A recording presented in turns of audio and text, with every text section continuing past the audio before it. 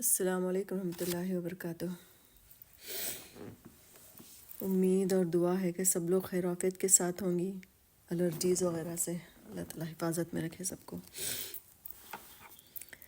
انشاءاللہ ہم شروع کرتے ہیں۔ اعوذ باللہ من الشیطان الرجیم، بسم اللہ الرحمن الرحیم۔ رب اشرح لی صدری ویسر لی امری واحلل عقدۃ من لسانی یفقہوا قولی۔ یا ربی زدنی علما نافعا، اللہم صلی علی محمد وعلی آل محمد کما صلیت علی ابراہیم وعلی آل ابراہیم انک حمید مجید۔ اللہم بارک علی محمد وعلی آل محمد کما بارکت علی ابراہیم وعلی آل ابراہیم انک حمید مجید۔ اللہ رب العزت کا سب سے پہلے تو میں بہت زیادہ شکر احسان کرتی ہوں کہ اللہ تعالیٰ ایک چھوٹے سے بریک کے بعد دوبارہ سے اس کے لیے جمع ہونے کا موقع دیا۔ دوبارہ سے اللہ تعالیٰ نے ہم سب کو جو ہے آپس میں روبرو کیا کہ ہم اس کی باتیں سنیں اور سنائیں۔ بہت اللہ رب العزت کا شکر احسان ہے، پوری صحت کے ساتھ، زندگی کے ساتھ اور ہدایت کے ساتھ اللہ تعالیٰ نے ہم لوگوں کو روبرو کیا۔ دیکھیے انشاءاللہ یہ رجب کا مہینہ چل رہا ہے، انشاءاللہ اگلے 15 دنوں بعد انشاءاللہ ہم ماہ شعبان میں داخل ہو جائیں گے، اور پھر اگر اللہ رب العزت نے چاہا ہماری زندگی رہی تو ایک بار پھر ہم بابرکت مہینے رمضان میں داخل ہوں گے۔ اللہ رب العزت سے دعا ہے کہ اللہ تعالیٰ ہمیں پوری صحت اور نیک ہدایت اور اعلیٰ توفیق کے ساتھ اس مبارک مہینے میں داخل فرمائے۔ اللہ ہمیں توفیق دے کہ ہم اس مہینے کے ذریعے اپنے تمام گناہوں کو معاف کروا سکیں اور بے شمار نیکیوں سے اپنے نام اعمال کو بھر سکیں۔ اللہ ہمیں ہدایت دے کہ اللہ تعالیٰ کی ان تمام رحمتوں کو ہم سمیٹ سکیں جو اس مہینے میں اللہ تعالیٰ نازل فرمانے والا ہے۔ اللہ تعالیٰ ہمیں ہدایت اور توفیق دے کہ اللہ تعالیٰ ہم جو ہیں اس کی تمام ایک ایک لمحے کی برکتوں کو جو ہے اپنے نام اعمال میں شامل کرا سکیں۔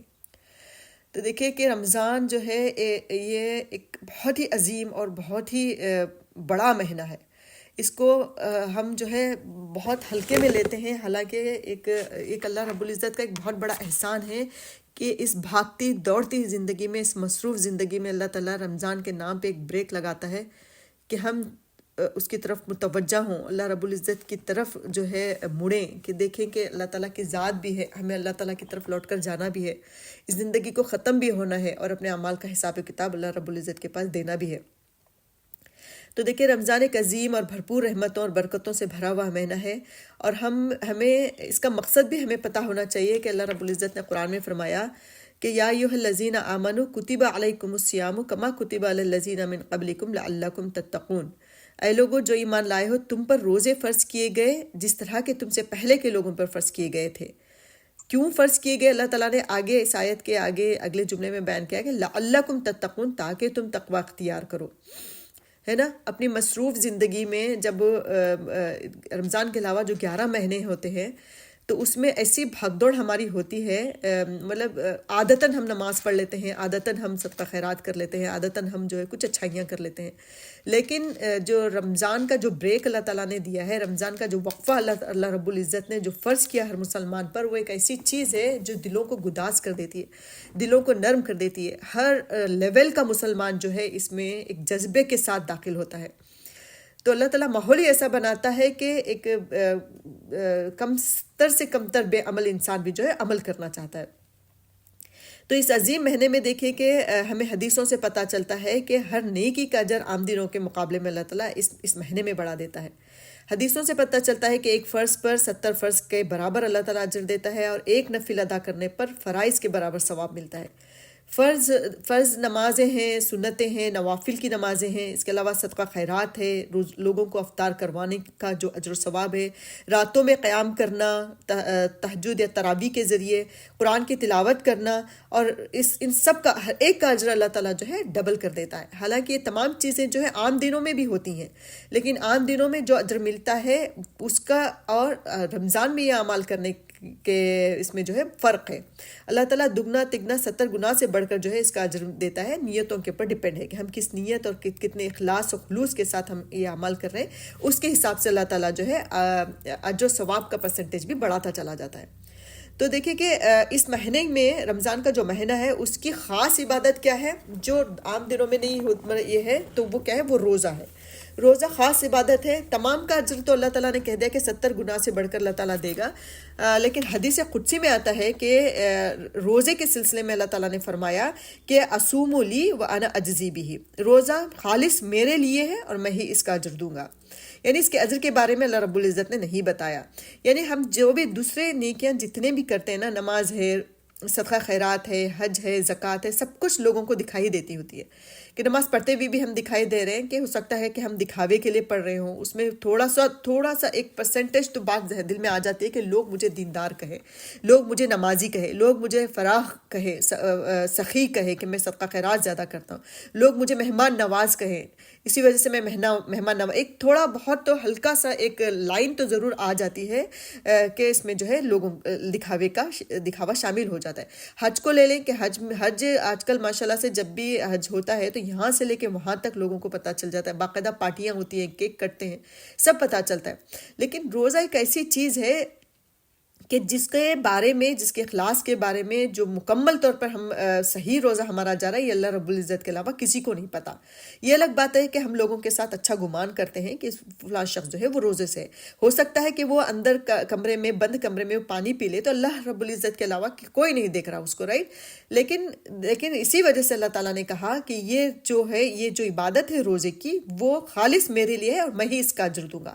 وہ کیا دے گا، کیسا ہوگا، اس کا لیول کیا ہوگا، ہم اس کا اندازہ بھی نہیں کر سکتے، کیونکہ جو ذات کہہ رہی ہے کہ میں اس کا اجر دوں گا اور اس نے اس کو کھول کے نہیں بتایا، تو آپ امیجن کریں گے وہ کیا ہو سکتا ہے. کیونکہ اللہ رب العزت تمام خزانوں کا مالک ہے، تمام کل کائنات کا، دنیا اور آخرت میں جتنے بھی خزانے ہیں، اچھائیاں ہیں، بھلائیاں ہیں، ان تمام کا مالک اللہ رب العزت ہے. تو وہ دے گا تو کیا دے سکتا ہے، ہم اندازہ بھی نہیں کر سکتے. تو لہٰذا خاص عبادت جو ہے اس رمضان کی، وہ کیا ہے، وہ روزہ ہے. اب دیکھیں کہ ایسی بہت ساری احادیث آپ کو ملیں گی جو رمضان کی فضیلت، اس کی اہمیت، اس کی امپورٹنس کے بارے میں آپ کو بتائیں گی کہ کیا امپورٹنس ہے، کیا اس دن، اس مہینے کا ہر لمحہ جو ہے وہ کتنا بابرکت ہے. گویا کہ یہ جو مہینہ ہے نا، یہ اتنا عظیم ہے کہ وہ کہا جا سکتا ہے کہ یہ نیکیوں کا موسم بہار ہے. ایک نیکیوں کی سیل لگی ہوئی ہوتی ہے کہ آپ 1% اپنا ایفرٹ لگاؤ، اللہ تعالیٰ 70 گنا بڑھا کر دے گا، بڑا چڑھا کر دے گا. تو اتنی عظیم مہینہ آ رہا ہے تو ہماری تیاری بھی جو ہے اسی لیول کی ہونی چاہیے، تاکہ ہم ان تمام نیکیوں کو اپنے نام اعمال میں ڈال سکیں جس کے دینے کا اللہ تعالیٰ نے وعدہ فرمایا. دیکھیں کہ ہمارے اسلاف کے بارے میں آتا ہے، اگر ہم پیچھے مڑ کر دیکھیں اپنے اسلاف کو، صحابہ کو، تابعین کو، خود نبی کریم صلی اللہ علیہ وسلم کو، تو اصحاب اور سلف صالحین کے بارے میں آتا ہے کہ رمضان سے 6 مہینے پہلے سے وہ دعائیں شروع کرتے تھے، تیاریاں شروع کرتے تھے، اور اللہ تعالیٰ سے دعا کرتے تھے کہ اللہ تعالیٰ اگلا رمضان ہمیں عطا فرما تاکہ ہم اپنے نام اعمال کو نیکیوں سے بھر سکیں، اپنی مغفرت کروا سکیں. اور جب رمضان کی زندگی میں آ جاتا تو وہ جو ہے اپنے کمروں کو کس لیتے تھے، پوری تگدو، پوری محنت، پورا اپنا ایفرٹ اس میں لگا دیتے تھے کہ کسی بھی طرح سے میں اپنے گناہوں کو معاف کروا سکوں، کیسے کر کے کیا وہ نیکیاں ہیں جو میں کر سکوں جس کے ذریعے میرے نام اعمال جو ہے وہ نیکیوں سے پر ہو جائے، بھر جائے. اور رمضان جب ختم ہو جاتا تو اگلے 6 مہینے تک وہ دعا کرتے تھے کہ اللہ تعالیٰ ہم نے جو رمضان میں عبادتیں کی ہیں، جو مغفرت کی ہے، اس کو تو قبول فرما. تو یہ سلف صالحین کا جو ہے رویہ ہوا کرتا تھا رمضان کو لے کر. وہ اتنے ایکسائٹیڈ ہوتے تھے پہلے بھی اور بعد میں بھی، اور جب رمضان گزرتا تھا اس وقت بھی. تو دیکھیں کہ انشاءاللہ آج میں نے اسی وجہ سے جو ہے 1.5 مہینہ پہلے میں نے سوچا کہ میں یہ موقع ہے کہ اس سے پہلے رمضان کے اس ٹاپک پہ ہمیں بات کرنی چاہیے کہ رمضان کی ہماری تیاری کس طرح سے ہونی چاہیے، کیونکہ یہ کوئی نارمل مہینہ نہیں ہے، ایک عظیم مہینہ ہے. اس اعتبار سے بھی بہت عظیم ہو جاتا ہے کہ اگر امیجن کریں کہ یہ ہماری زندگی کا آخری رمضان ہو، اس کے بعد کوئی رمضان نہیں آنے والا ہو، یا عید کے دن ہی ہماری موت ہو جائے، یا عید کے اگلے دن ہی ہماری موت ہو جائے، یا درمیانی رمضان میں ہماری موت ہو جائے، تو ہماری مغفرت کا ذریعہ بن سکتا ہے، رائٹ. کیونکہ اللہ رب العزت نے فرمایا، نبی صلی اللہ علیہ وسلم نے فرمایا کہ یہ مہینہ جو ہے مغفرت کا مہینہ ہے، اس میں آپ اپنے گناہوں کی معافی منگوا لو. جتنی بھی زندگی لاپرواہی میں گزر گئی، بے عملی میں گزر گئی، ان تمام کو کور کرنے کا ایک موقع اللہ تعالیٰ ہمیں اس میں رمضان کے ذریعے دیتا ہے. تو انشاءاللہ آج ہم عہد کرتے ہیں کہ اس مبارک مہینے کو، اس رمضان اگر ہم زندہ رہے اس 1.5 مہینے میں، ہو سکتا ہے کہ ان 1.5 مہینوں میں اور آپ ہم میں سے کون زندہ ہے، کون نہیں ہے، کون اللہ تعالیٰ سے جا کر ملاقات کے لیے نکل جائے ہماری روح، تو ہم کچھ نہیں بتا سکتے. لیکن اگر زندہ رہے ہم، تو جیسے کہ ہم دوسری پلاننگ بھی کرتے ہیں، موت کے علاوہ ہمارے پاس ہر چیز کی پلاننگ ہوتی ہے. تو اسی طرح ہم رمضان کی بھی پلاننگ کریں کہ اگر اس رمضان ہم زندہ رہیں تو یہ رمضان میری زندگی کا سب سے بیسٹ رمضان ہونا چاہیے. اس سے پہلے جتنی بھی کوتاہیاں میں نے کی عبادات کو لے کر، معاملات کو لے کر، رشتوں کو لے کر، اپنے جو بھی بیہیویئر کو لے کر، ان تمام معاملات کو میں سدھاروں گی، اور اس سے جو ہے اللہ تعالیٰ سے جو کچھ غلطیاں ہو چکی، کوتاہیاں ہو چکی، اس کی میں معافی کرواؤں گی. تو یہ ہمارا آج ہی بیٹھ کر ہم جو ہے اس چیز کا عہد کریں. دیکھیں کہ اس کے لیے پلاننگ کرنا بہت ضروری ہوتا ہے، کیونکہ کوئی بھی کامیابی بغیر پلاننگ کے ممکن نہیں ہے. اگر ہائی کوالٹی کی، ہائی لیول کی اگر آپ پلاننگ چاہتی ہیں تو یہ تبھی پاسبل ہے جب ہم اس چیز کی مائکرو پلاننگ کریں. کیونکہ دیکھیں ایک کسان کی مثال لے لیں. اگر اچھا کسان کون ہوتا ہے کہ وہ سیزن آنے سے پہلے، موسم آنے سے پہلے اپنے تمام چیزوں کا وہ پلان کر لیتا ہے. ابھی سیزن آنے سے پہلے اگر اس نے بیج خرید لیا، مزدوروں کا انتظام کر لیا، موٹر وغیرہ صحیح کر لیا، پانی کا انتظام کر لیا، تب جا کر وہ جب سیزن آئے گا تو وہ بہت اچھے سے جو ہے وہ کھاد، بیج وغیرہ سب کچھ وہ ڈال سکتا ہے. لیکن اگر سیزن آنے کے بعد ان سب چیزوں کو لینے گیا، تیاری کرنے گیا، کہیں مزدور نہیں مل رہے، مشین خراب ہے، بیج نہیں مل رہی، یا مہنگائی بڑھ گئی بیجوں کی، یہ سب چیزیں جو ہے پرابلمس کا سامنا کرنا پڑے گا. تو بالکل اسی طرح جو ہے مومن بندہ کیا کرتا ہے کہ جب مومن بندے کو بھی ایسا ہی ہونا چاہیے کہ اس کی زندگی کا ہر لمحہ جو ہے وہ ویل پلانڈ ہونا چاہیے. خاص کر رمضان المبارک، ہر رمضان المبارک کو ہمیں یہ سوچ کر اس کی پلاننگ کرنا چاہیے کہ یہ میری زندگی کا شاید آخری رمضان ہو.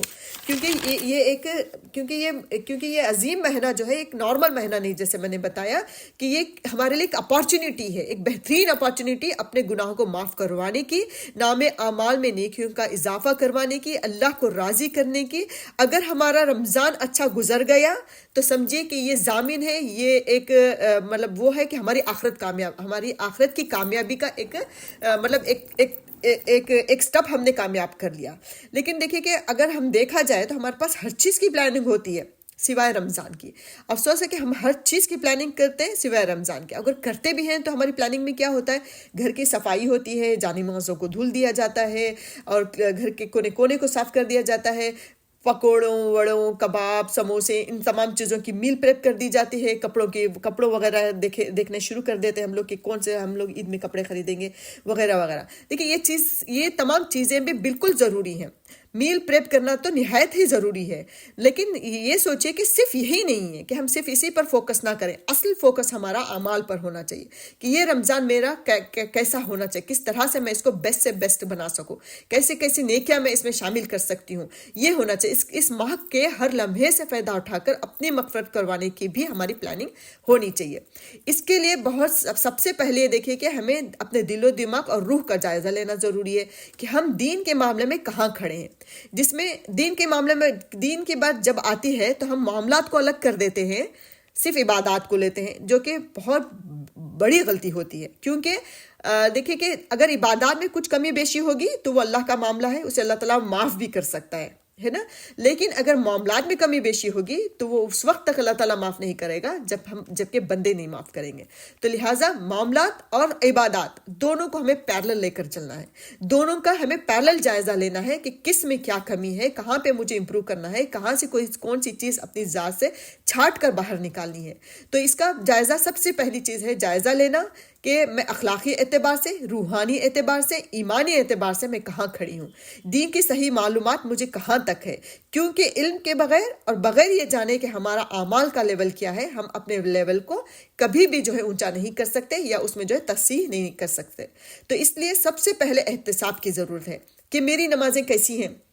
اگر میں نماز نہیں 5 ٹائم میں کتنے ٹائم کی نماز پڑھتی ہوں، پوری 5 ٹائم کی پڑھتی بھی ہوں یا نہیں، اگر پڑھتی ہوں تو کتنے ٹائم کی پڑھتی ہوں، یا 5 ٹائم کی پڑھتی ہوں تو میری نماز کس طرح کی ہوتی ہے، ٹھونگے مارنے والی ہوتی ہے یا پورے اخلاص کے ساتھ صحیح طریقے سے میری نماز ہوتی ہے. میرے صدقات کا معاملہ کیا ہے، میری زبان کیسی ہے، میں کسی سے اپنے لہجے سے یا اپنے زبان سے یا اپنے الفاظ سے کسی کو تکلیف تو نہیں دیتی، میرے صبر کا کیا معاملہ ہے، میرا بیہیویئر لوگوں کے ساتھ، دوستوں کے ساتھ، رشتہ داروں کے ساتھ کیسا ہے. ان سب چیزوں پہ نظر ڈالنے کی ضرورت ہے کہ بیٹھے اکیلے تنہائی میں پین اور کاپی لے کر بیٹھے، ایک ڈائری لے کر بیٹھے اور ان سب چیزوں کا جائزہ لیں کہ کہاں کہاں کیا کیا چیز کمی ہے، کیونکہ مجھے اس رمضان کو بیسٹ رمضان بنانا ہے. دیکھیں یہ چیزیں جو ہے نا، یہ تصحیح کرنے کی جو چیزیں میں بول رہی ہوں، کریکٹ کرنے کی، یہ چیزیں صرف رمضان کے لیے نہیں ہے، یہ چیزیں آپ کے اپنی آخرت کے لیے ہے. رمضان کیا ہے، ایک آپ کے لیے ایک پلیٹ فارم دے رہا ہے کہ پریکٹس کا، کہ یہاں پہ کیونکہ دل نرم ہوتا ہے، ماحول ہوتا ہے، شیاطین زنجیروں میں باندھے جاتے ہیں، اتنا دھڑلے سے جو شیطان آپ کو بہکانے والا نہیں ہوتا، تو ایک موقع ہوتا ہے اپنے آپ کو صحیح کرنے کا. تو اس موقع کا فائدہ اٹھا کر اپنی پوری زندگی کو ہم صحیح کر سکتے ہیں، جس کی وجہ سے ہماری آخرت بھی جو ہے وہ کامیاب ہو سکتی ہے. تو پہلے دیکھیں کہ میرے صدقات کا کیا معاملہ ہے، میری زبان کیسی ہے، میرے صبر کا کیا معاملہ ہے، میرا بیہیویئر کیسا ہے. اگر ہم اس احتساب کے بغیر رمضان گزارتے ہیں تو یقین کریے کہ عین ممکن ہے کہ ہمارے سارے اعمال ضائع ہو جائیں. جو ہم بھوکے رہ کر 8-10 گھنٹے روزہ رکھتے ہیں، جو تراویح پڑھتے ہیں، جو افطار کرواتے ہیں، وہ سب کچھ ضائع ہونے کا پورا جو ہے امکان ہے. کیونکہ یہ میں اپنے سے نہیں کہہ رہی، بلکہ اللہ کے نبی، پیارے نبی صلی اللہ علیہ وسلم نے فرمایا، کتنے ہی روزے دار ہیں جو روزہ رکھتے ہیں لیکن بھوک پیاس کے سوا انہیں کچھ حاصل نہیں ہوتا، یعنی کوئی اجر نہیں ملتا. کتنے ہی راتوں کو قیام کرنے والے لوگ ایسے ہیں جنہیں صرف رت جگہ اور تھکاوٹ کے سوا کچھ نہیں ملتا. کیوں ایسا ہوتا ہے؟ کیونکہ وہ بظاہر تو ہم روزے رکھ رہے ہیں، بظاہر تو ہم تراویح پڑھ رہے ہیں، تہجد بھی پڑھ رہے ہیں، لیکن ہماری زبان غیبت سے نہیں رکی ہوئی ہے، کسی کو تکلیف دینے سے نہیں رکی ہوئی ہے، ہمارے دلوں میں بغض بھرا ہوا ہے، کسی کو لے کر حسد بھرا ہوا ہے، کینہ کپٹ بھرا ہوا ہے، یا ہم روزے میں کچھ ایسے فقہی غلطیاں کر رہے ہیں جس کی وجہ سے ہمارا روزہ خراب ہو رہا ہے کیونکہ ہمارے پاس علم نہیں ہے، یا ہماری نمازیں جو ہے ٹھونگے مارنے والی ہیں، دکھاوے کے لیے ہیں، یا آخر وقت میں ہو رہی ہیں. تو یہ سب چیزیں ایسی ہیں کہ جو کہ احتساب کے ذریعے ٹھیک ہو سکتی ہے، جس کے اوپر پلاننگ کرنے سے جو ہے وہ صحیح ہو سکتی ہے. لیکن بغیر پلاننگ کے، بغیر احتساب کے، بغیر گراؤنڈ کو تیار کیے ہوئے صرف جو ہے دیکھا دیکھی ہمارا رمضان گزر سکتا ہے جس طرح کے پہلے کے گزرے. اور ایسے ہی گزرتے جو ہے وہ وقت آ جائے گا جب کہ ہماری ملاقات اللہ رب العزت سے ہوگی اور ہمیں حساب کتاب دینا پڑے گا. تو دیکھیں رمضان بڑی برکتوں اور جو ہے فضیلتوں والا مہینہ ہے، لیکن اس کی برکتیں صرف اسی کو حاصل ہوں گی جو اس کے لیے محنت کرتا ہے، جو اس کے لیے پلاننگ کرتا ہے، جو اپنے آپ کو تیار کرتا ہے. لیکن کتنے افسوس کی بات ہے نا کہ ایک ایسا مہینہ ملے جس میں اللہ کے رحمت ٹھاٹے مار رہی ہوں، جس میں جو ہے چاروں طرف سے جو ہے ہمیں موقع ہوں اپنے گناہوں کو معاف کروانے کی، اپنے آپ کو صحیح کروانے کے، لیکن ہم جو ہے اس کا صحیح استعمال نہیں کر رہے. ہم جو ہے یا تو علم کی کمی کی وجہ سے، یا جذبے کی کمی کی وجہ سے، یا پلان نہیں ہونے کی وجہ سے سڈنلی بس آ گیا رمضان، بس کھڑے ہو گئے روزے رکھنے کے لیے، کچھ پلان نہیں، کچھ پتہ نہیں، بس سب پورا معاشرہ رکھ رہا ہے، اس وجہ سے ہم بھی روزے رکھ رہے ہیں. تو ایسے رمضان صرف گزرتے ہیں، اس کا مقصد آپ حاصل نہیں کر سکتے کبھی بھی. تو ہے نا، کیونکہ دیکھیں کہ یہ ایک بہترین موقع ہوتا ہے نیکیوں کو سمیٹنے کا. جو سمیٹ لیا اس نے سمیٹ لیا، اور جس نے جو سویا وہ کھویا، وہی معاملہ ہے. لیکن دیکھیں کہ اگر ہم کچھ حاصل ہی کر لیں تو ہمارے کچھ بھی اتنے عظیم مہینے سے اگر ہم اپنی مغفرت نہ کروا سکیں، اس سے کچھ حاصل نہ کر سکیں، تو اس سے بڑی بدبختی اور بدنصیبی کچھ نہیں ہو سکتی. یہ دیکھیں کہ ایک روایت ہے، کہ حدیث ہے کہ نبی کریم صلی اللہ علیہ وسلم ایک مرتبہ ممبر پر چڑھ رہے تھے. 3 سیڑھیوں کو وہ ممبر تھا، جس سیڑھی پہ جب پیر رکھتے تو آمین کہتے جاتے. تو یہ خلاف معمول بات تھی اصحاب نے، کیونکہ وہاں پہ کوئی دعا نہیں ہو رہی تھی کہ نبی صلی اللہ علیہ وسلم اس پر آمین کہتے. تو جب خطبہ وغیرہ ہو گیا تو اصحاب نے نبی صلی اللہ علیہ وسلم سے پوچھا کہ آخر کیا بات ہے کہ آپ جو ہے آمین بول رہے تھے. تو حضرت نبی صلی اللہ علیہ وسلم نے اس وقت فرمایا کہ جبرائیل علیہ السلام دعا کر رہے تھے اور ان کی ہر دعا پہ میں جو ہے آمین کہتا جا رہا تھا. تو انہوں نے اس میں ایک دعا یہ کی کہ وہ شخص تباہ و برباد ہو جائے جس کی زندگی میں رمضان آئے اور اس نے اپنے گناہ معاف نہ کروائے. اس دعا پر آپ صلی اللہ علیہ وسلم نے آمین کہا. آپ ذرا اس حدیث سے اندازہ لگائیں کہ ہم کتنے بڑے خسارے میں ہوں گے اگر ہم نے رمضان سے فائدہ نہ اٹھایا، اگر ہم نے اپنے گناہوں کی معافی نہ کروا سکی. کیونکہ دعا کرنے والی کس کی شخصیت ہے؟ جبرائیل امین کی، جو فرشتوں کے سردار ہیں. اور آمین کہنے والا بندہ کون ہے؟ وہ اللہ کا پیارا نبی محمد صلی اللہ علیہ وسلم. تو ایسی اتنی کلیئر حدیث آنے کے بعد، اتنی بڑی اپارچونیٹی کے باوجود اگر ہم اس سے فائدہ نہیں اٹھاتے، اپنی معافی نہیں کرواتے، تو ہم سے بڑا خسارے میں رہنے والا کوئی بھی نہیں ہے. تو دیکھیں کہ رمضان اس سے فائدہ اٹھانے کے لیے پلاننگ کی ضرورت ہے، اور پلاننگ میں سب سے پہلی چیز کیا ہے؟ وہ احتساب ہے، کہ اپنے آپ کا احتساب. میں کہاں کھڑی ہوں، مجھے کن چیزوں کی ضرورت ہے، کیا چیز کلیئر کرنے کی، کیا چیز اپنے اندر داخل کرنے کی. اس کے لیے دیکھیں کہ سب سے پہلے ہم اللہ کے نبی کو دیکھتے دیکھتے ہیں تو نبی صلی اللہ علیہ وسلم کو اگر دیکھتے ہیں تو نبی صلی اللہ علیہ وسلم کا معمول یہ تھا کہ وہ شعبان سے ہی جو ہے رمضان کی تیاری شروع کر دیتے تھے. جیسے کہ حضرت عائشہ رضی اللہ عنہا کی روایت ہے کہ نبی صلی اللہ علیہ وسلم رمضان کی تیاری کے لیے شعبان میں ہی کمر کس لیتے تھے، جس کے لیے شعبان میں وہ آپ صلی اللہ علیہ وسلم جو ہے کثرت سے روزے رہا کرتے تھے. ایک روایت میں پتہ چلتا ہے کہ شعبان کے پورے ماہ بھی اللہ کے نبی صلی اللہ علیہ وسلم روزے رکھتے تھے. سلمہ فرماتی ہیں کہ میں نے نبی صلی اللہ علیہ وسلم کو 2 مہینے مسلسل روزے رکھتے ہوئے نہیں دیکھا سوائے رمضان اور شعبان کے. لیکن نبی صلی اللہ علیہ وسلم نے جو ہے ہم عام لوگوں کو جو ہے 15 شعبان کے بعد روزے رکھنے سے منع فرمایا، کیونکہ طاقت قوت جسم جو ہے وہ باقی رہے، نڈھال نہ ہو جائے پورے طور پہ.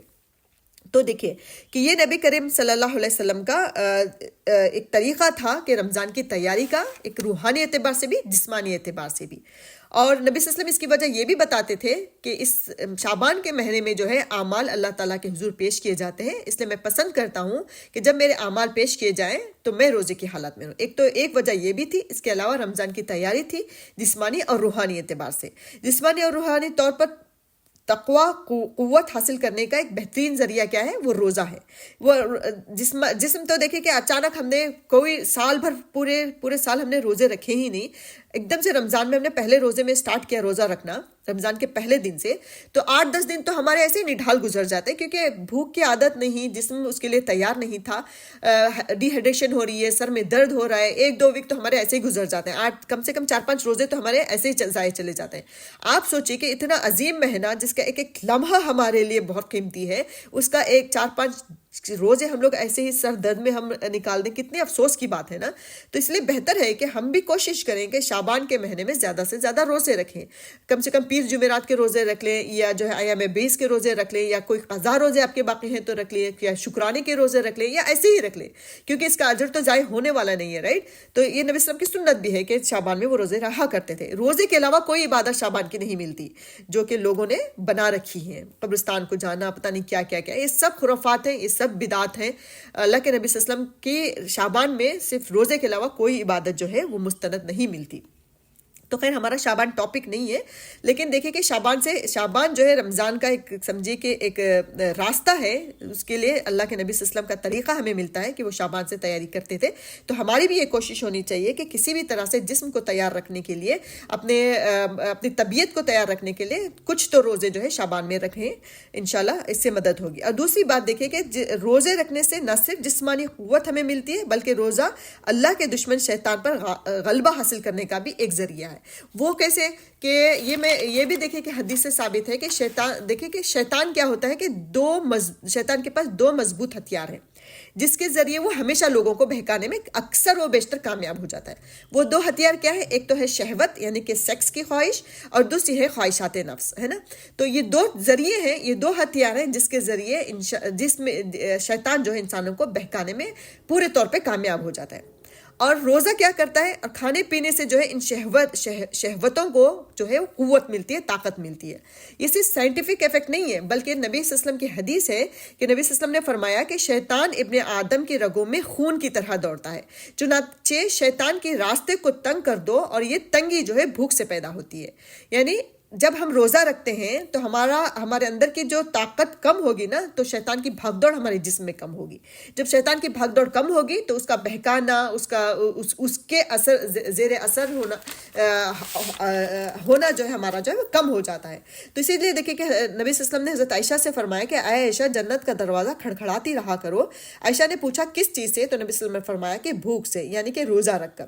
تو روزے سے نہ صرف آپ کی جسمانی پریکٹس ہوگی، طاقت ملے گی، بلکہ روحانی بھی آپ کی تربیت ہوگی کہ روحانی طور پر اندر سے جو ہے برائیوں کا مادہ جو ہے وہ دبے گا اور اچھائیوں کا مادہ جو ہے وہ ابھرے گا روزے رکھنے سے. تو یہ پہلا سٹیپ ہے رمضان کی تیاری کا کہ ہم شعبان میں جتنا ہمارے سے ہو سکتا ہے ہم روزے رکھنے کی کوشش کریں. تو اسی طرح دیکھیں نبی صلی اللہ علیہ وسلم تو وہ ہستی جس سے بہتر اس دنیا میں کوئی انسان نہیں نا، جس سے بڑھ کر پاکیزہ کوئی شخصیت نہیں. اس کی تیاری اس طرح شروع ہوتی تھی کہ وہ اپنے آپ کو روزہ، حالانکہ ان کا نفس کیسا تھا؟ ایک دم کلین، ایک دم صاف ستھرا، شیطان ان کے قریب جا بھی نہیں سکتا تھا، لیکن وہ پھر بھی روزے رکھتے تھے. اب ہمارا عالم کیا ہوگا؟ ہم تو بالکل لت پت ہیں گناہوں سے، رائٹ. ہمیں تو اور زیادہ رکھ کر جو ہے اپنے آپ کو اس چیز کے لیے روحانی طور پہ بھی تیار رکھنا چاہیے.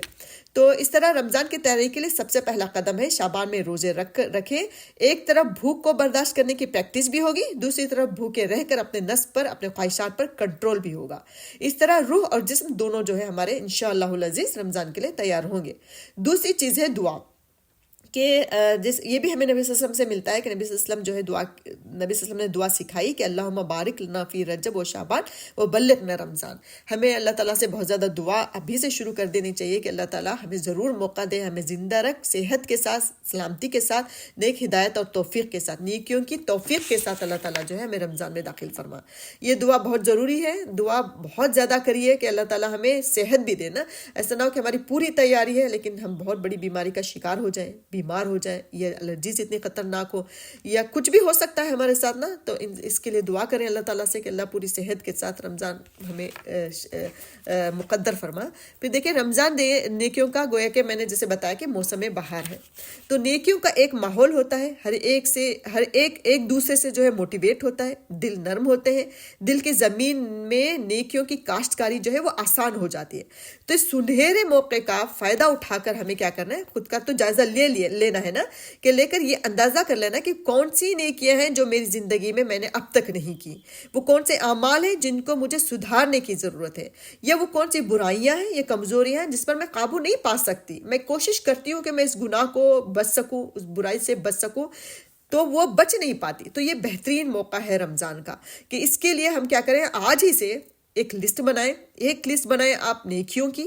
اس میں لکھیں کہ یہ نیکی ہے جو میں آج تک میں نے نہیں کی، یا اس کو کرنے میں مجھے مشکل ہوتی ہے، اس کو کرنے میں جو ہے مجھے تھوڑا صبر کی ضرورت ہوتی ہے، میں نہیں کر پاتی اس نیکیوں کو. ان نیکیوں کی لسٹ بنائیں، پھر ان نیکیوں سے ریلیٹڈ احادیث اور قرآن کی آیتوں کو جمع کریں جس سے آپ کو موٹیویشن ملے گا، جس میں اللہ تعالیٰ نے ذکر کیا ہو کہ اس نیکی، فلاں نیکی کا تمہیں اتنا بڑا اجر ملے گا، فلاں نیکی سے تمہارے گناہ دھل جائیں گے، فلاں نیکی سے تمہاری آخرت کامیاب ہو جائے گی. تو اس طرح جو ہے احادیث اور قرآن کے علم کو جمع کریں ان نیکیوں سے ریلیٹڈ احادیث کو، ہے نا. تو جس سے جو ہے ہمارے اندر ایک جذبہ پیدا ہوگا اور ہمیں جو ہے اس کے اوپر ثابت قدم رہنے میں جو ہے ہماری مدد ملے گی. لیکن یاد رکھیں یہ تمام چیزیں آپ کو دعا کے ساتھ کرنی ہے، کہ جب اللہ تعالیٰ چاہے گا، اگر آپ چاہیں گی تو اللہ تعالیٰ آپ کو ہدایت دے گا، اور دعا کریں گی تو اللہ تعالیٰ آپ کی پوری مدد کرے گا ثابت قدم رہنے میں. کیونکہ کیا ہوتا ہے نا کہ انسان کا معاملہ یہی ہے کہ صبح میں وہ ایمان والا ہوتا ہے تو شام تک اس کا ایمان غائب ہو سکتا ہے، رائٹ. یہ تو حدیث سے ثابت ہے. تو آج ہم جوش و خروش سے کریں، 2 دن کے، تیسرے دن تھک کر ہم چھوڑ دیتے ہیں. تو یہ ہمارے ساتھ معاملہ نہ ہو. پوری ثابت قدمی کے ساتھ ہم اس اپنے جو بھی ہم پلان کریں گے اس کو ہم پورے رمضان کریں گے، پھر اس کے بعد پوری زندگی انشاءاللہ العزیز. تو ایک لسٹ ہم نے بنا لی نیکیوں کی کہ یہ نیکیاں ہیں جو مجھے کرنی ہے، اس کے یہ اجر ہے، اس کا یہ رتبہ ہے ان نیکیوں کا، تو مجھے اس کو اپنی زندگی میں مجھے شامل کرنا ہے اس میں. تو آپ نے اس کی لسٹ بنا لی، احادیث جمع کر لیے، اس کو لکھ لیں، اس کو ایسی جگہ رکھیں جہاں پہ آپ کو دکھائی دیتا ہو، اس کو یا دیوار پہ یا فریج پر لگا دیں. پھر اس کے بعد ایک لسٹ وہ بنائیں گناہوں کی جس پہ آپ نہیں کنٹرول کر پا رہی ہوں، جس سے مجھے رکنا میں بہت مشکل ہے، کہ میں غیبت نہیں چھوڑ پا رہی، میں کسی کی برائی نہیں چھوڑ پا رہی، میں نماز بھی پڑھتی ہوں، میں روزے بھی رکھتی ہوں، میں صدقہ خیرات بھی کرتی ہوں، میں تہجد بھی پڑھ رہی ہوں، لیکن غیبت سے میں نہیں رک پا رہی. کسی بھی طرح سے 2 باتیں میں دوسروں کی گھر میں کر ہی لیتی ہوں، یا کسی کو حقیر سمجھتی ہوں، کسی کو چھوٹا، کسی کو مذاق بنانا. یہ بھی بہت بڑی برائیاں ہیں، بہت بڑی بیماریاں ہیں، جس کی وجہ سے آپ کے پورے اعمال جو ہے وہ ضائع ہو سکتے ہیں نا. یہ چھوٹے موٹے گناہ نہیں ہیں، یہ بہت بڑے گناہ ہیں. سورہ حجرات اگر آپ پڑھیں گی تو اس میں اللہ تعالیٰ نے بیان فرمایا ان گناہوں کی قباحت. تو ان گناہوں سے ریلیٹڈ بھی آپ تمام احادیث جمع کریں جس میں اللہ کے نبی صلی اللہ علیہ وسلم نے وعیدیں سنائی ہوں کہ جو غیبت کرنے والا ہے اس کا کیا انجام ہے، ایک دوسرے کی بات دوسرے تک پہنچانا، چغل خوری کرنے کا کیا انجام ہے، لوگوں کا مذاق بنانے کا کیا انجام ہے. اس طرح کی احادیث کو اکٹھا کریں، اس کا علم حاصل کریں، اور اس کو سرچ کر کے پورا اس کو بھی نوٹ ڈاؤن کریں کہ یہ برائی، اس کی وجہ سے میرا یہ عمل ضائع ہو سکتا ہے. تو اس طرح آپ پریپئر کریں اپنی ڈائری کو کہ ایک برائیوں کا، ایک اچھائیوں کا، اور حدیث و قرآن کے تمام حوالے جو ہیں اس میں لکھتے جائیں تو وغیرہ. تو اس کا یہ ہے کہ ان نیکیوں کا صحیح طریقہ، پھر اس کے بعد جو نیکیاں آپ نے لکھی ہوئی ہیں نا کہ مجھے یہ نیکیاں اپنے اندر شامل کرنی ہے، تو ان نیکیوں کا صحیح طریقہ بھی سرچ کریں.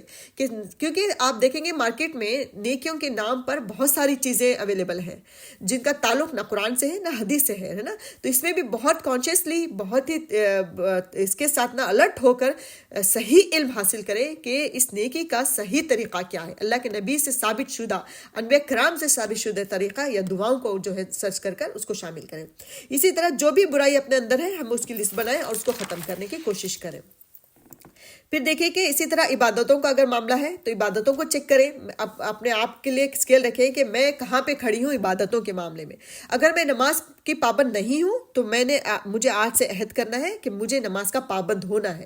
پورے 5 ٹائم کی نمازیں اگر میں نماز کی پابند ہوں، سنتیں وغیرہ نہیں پڑھ پا رہی، تو میں اس رمضان پوری سنتیں ادا کروں گی، جو بہت امپورٹنٹ ہے، جس کا بہت زیادہ اجر ہے. اگر سنتوں کی بھی اگر آپ پابند ہیں تو اپنے لسٹ میں شامل کریں کہ میں نوافل کی پابندی کروں گی. کوئی نفل میرے سے نہیں چھوٹے گا آج سے لے کے پورے رمضان تک. پھر وہی عادت جو ہے پوری زندگی میں انشاءاللہ کہ جو بھی نوافل ہے، کیونکہ نوافل جو ہے اللہ کے قربت کا ذریعہ بنتا ہے، تقرب اللہ کا ذریعہ ہے. تو میں اللہ سے زیادہ قریب ہو جاؤں، میرا کنیکشن اللہ تعالیٰ سے زیادہ ہو، تو میں نوافل کی ادائیگی کی بہت ضرورت ہے. تو اگر نہیں ہے تو تہجد، قیام اللیل ہے، اشراق، چاشت، تمام چیزیں اپنے لسٹ میں شامل کر لیں کہ مجھے اس میں سے کوئی بھی چیز جو ہے وہ مس نہیں کرنی اس رمضان میں. تو اسی طرح اگر کوئی قرآن جو ہے 5 یا 10 منٹ سے زیادہ نہیں پڑھ پاتا، اس کا اتنا اسٹامنا نہیں کہ وہ اتنا دیر بیٹھ سکتا ہے، تو وہ آج ہی سے لسٹ بنا لے کہ ڈیلی میں 5 منٹ جو ہے ایکسٹرا پڑھوں گی. 5 منٹ کرتے رمضان تک 1 گھنٹہ تقریباً آپ ایک جگہ بیٹھ کر ایک وقت میں جو ہے ایک سیٹنگ میں قرآن پڑھنے کے اپنے آپ کو لائق بنا لے کہ میں 1 گھنٹہ، 1.5 گھنٹہ یا 2 گھنٹہ قرآن پہ اپنا صرف کروں گی. یا کوئی ماشاءاللہ سے پہلے سے ہی اس طرح کا پڑھ سکتا ہے کہ ہوتے ہیں بہت سارے لوگ کہ ایک سیٹنگ میں ایک جزء وہ لوگ ختم کر دیتے ہیں. تو ایسے لوگوں کو چاہیے کہ وہ ایک سٹیپ اور آگے بڑھیں، قرآن کو ترجمے سے، تفسیر سے پڑھنے کی کوشش کریں. اس رمضان کا وہ گول بنا لیں کہ اس رمضان میں قرآن کو ترجمے کے ساتھ پڑھوں گی. ایٹ لیسٹ منتخب سلیکٹڈ صورتیں، کم سے کم سلیکٹڈ جو بڑی صورتیں، اس کو تفسیر کے ساتھ اکیلے یا کسی کو دوستوں کو ساتھ میں لے کر یا دور قرآن کے ذریعے کسی بھی ذریعے سے جو ہے مجھے اتنا گھنٹہ قرآن کے اوپر مجھے صرف کرنا ہے، گزارنا ہے. تو اس کا بھی وہی صحیح علم کہاں سے حاصل ہو رہا ہے وہ اس کو آپ ڈھونڈیں، اس کو سرچ کریں اور اس کے مطابق اپنا یہ کریں.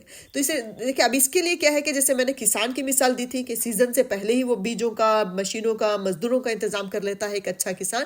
تو اسی طرح ایک اچھے مومن اور ایک کامیاب مومن بننا چاہتے ہیں تو اگر تفسیر پڑھنے کا اگر آپ کا پلان ہے، ترجمہ پڑھنے کا پلان ہے، تو اس کو سرچ کریں کہ کون سی بہترین کتاب ہے، کون سی بہترین ترجمہ ہے. سب سے بیسٹ ترجمے کی کتاب ڈھونڈیں اور اس کو یا تو بائی کرنا ہے تو اس کو ابھی خرید لیں، نہیں تو PDF ہے، پرنٹ ہے، جو بھی ہے کرنا ہے اس کا بھی انتظام کر لیں. اس طرح کہ رمضان میں آپ یہ سب چیزیں شروع کریں. رمضان کو صرف رکھیں عبادتوں کے لیے. رمضان میں آپ سرچ کرنا شروع کر دیں گے تو ایک تو شیطان آپ پہ سوار ہوگا، کاہلی ہوگی، سستی ہوگی، روزے سے نڈھال ہوگی، سوچتے ہی آپ کا پورا رمضان گزر جائے گا. اسی وجہ سے سب سے پہلے رمضان سے پہلے ہونے کے کام ہیں یہ سارے. پھر دیکھیے کہ رمضان تو جیسے میں نے بتایا کہ نیکیوں کا موسم بہار ہے، تو اس ماہ کی سب سے بڑی اور سب سے افضل عبادت کیا ہے؟ وہ روزہ ہے، رائٹ؟ وہ سب سے بڑی عبادت ہے. پھر ہے قرآن کا رمضان سے گہرا تعلق ہے. اس کے علاوہ رمضان کی راتوں میں قیام کرنے میں تہجد و تراویح کی بڑی فضیلت ہے. اسی طرح صدقہ خیرات کا بھی بڑا اجر ہے. تو اگر ہم ان سب کا بھرپور اجر چاہتے ہیں تو وہی کہ صحیح علم ہونا چاہیے کہ ہمارے پاس روزوں کے مسائل کو لے کر، کیونکہ بہت سارا لوگ جو ہے شک و شبے میں ہو جاتے ہیں کہ میں نے 2 منٹ پہلے پانی پی لیا، 2 منٹ پہلے روزہ کھول دیا تو پتہ نہیں روزہ ہوا ہے ہی نہیں ہوا. ہم عورتوں کا پیریڈز کا معاملہ ہے، تھوڑا سا سپاٹنگ ہو رہی ہے، پتہ نہیں روزہ ہوا نہیں ہوا. اس طرح کی شک میں مبتلا ہونے سے جو ہے روزے کی یا عبادتوں کی صحت نہیں ہوتی، رائٹ؟ تو ان تمام چیزوں کا علم جو ہے پہلے حاصل کریں کہ صدقہ خیرات ہے، زکوٰۃ کے سلسلے میں بہت سارے ڈاؤٹس ہوتے ہیں، یا قیام کے سلسلے میں بہت سارے ڈاؤٹ ہوتے ہیں کہ تہجد میں کیا پڑھیں.